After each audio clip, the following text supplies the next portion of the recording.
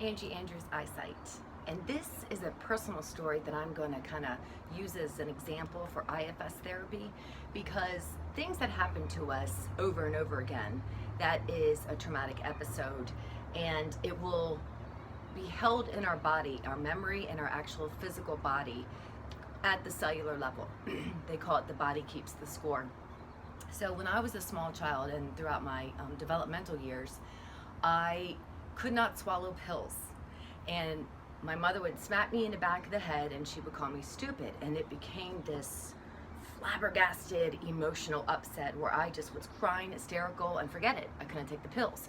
And then it was more stupid. And then it was, okay, I'm not going to be able to heal myself or get the remedy that I need. And so I had all these parts within me that were responding to that event, as we all do.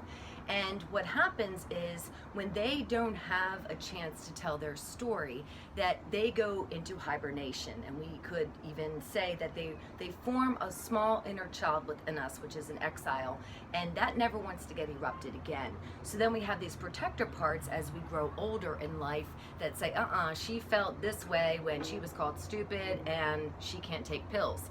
Now here I am, a grown person standing before you, and let me tell you just how wonderfully this has kept me crippled even until this very moment. So last night I was trying to swallow one tablet, just one tablet. Of course it was a horse pill, and it was gigantic.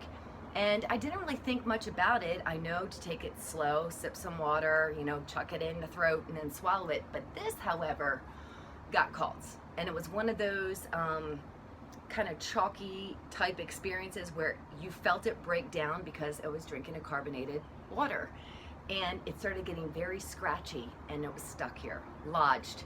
And when I tell you frantic, I mean the parts, these would be firefighter parts. Firefighter parts are meant to protect you because it's emergency, get the hell out of there, this is not working, warning, warning, help, help. And we cannot erupt that small child within that's going to lose it and believe she's stupid for trying to swallow a pill and all of those things. So I could not breathe, and I literally gripped the side of my kitchen counter and I just screamed out a prayer like, Daddy God, help. Like it was, I was choking on myself. It's not a pretty picture. It was pretty grotesque. I just vomited all over the place. And that's kind of my point. The projectile vomit that spewed from me was basically a release. I was like, you know what? I don't have to go here again. This is far too long. This response, this expected response, the way a manager part acts in my life is to always, let's not go here again. Let's just, make sure you take your pills appropriately. But it blew up in my face. There was nothing technically that I did wrong, but taking this pill, that just totally triggered me. And so after I came to, and I was sitting down and I was grounding myself, I was like, hey, what part is really freaking out now? Because I'm sending those broken records of thought through my brain that says I'm stupid, I should have known better, taking pills is scary, I can't do it.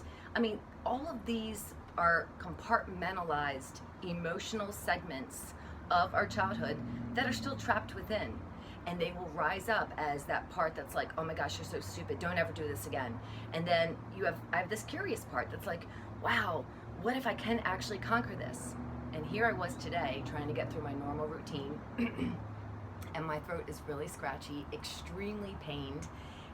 And part of me was just really not able to focus on the here and now, the present, because I'm thinking I shouldn't have done that. And I can't understand how this is so detrimental to my throat. It's almost as if I have like strep or something. And I'm still racing with all these thoughts until I take a moment to actually breathe. And then I say, okay, what parts are up? What in me is telling me that this is unacceptable, or this is a stupid event? And I took some time with each one of my emotions that surfaced, and I asked them to give me some space because I still needed to carry on my normal workday today. And so I want to encourage you, if you ever get flooded, because I was flooded last night. I was flooded and it was like gripping for anything to help and brace me. But when those things happen, it is possible to say, I've been here before, especially if we've experienced a traumatic event or a series of them when we were being raised as children. It's like, hey, you know what? I've been here before. I don't know so much about the choking because it felt like I was dying, and that was kind of a new event, but it was accentuated with all those parts that had felt some kind of fear in the past. So what you need to do in any of these circumstances and say, hey, for all my parts, I may not even be able to name every single one of you, but I know you're all up and you're trying to help me right now, but I need some space because right now I have a job to complete, and it's in front of me, and I need to make sure that all the people that I'm interacting with get their needs met because that's part of my job description.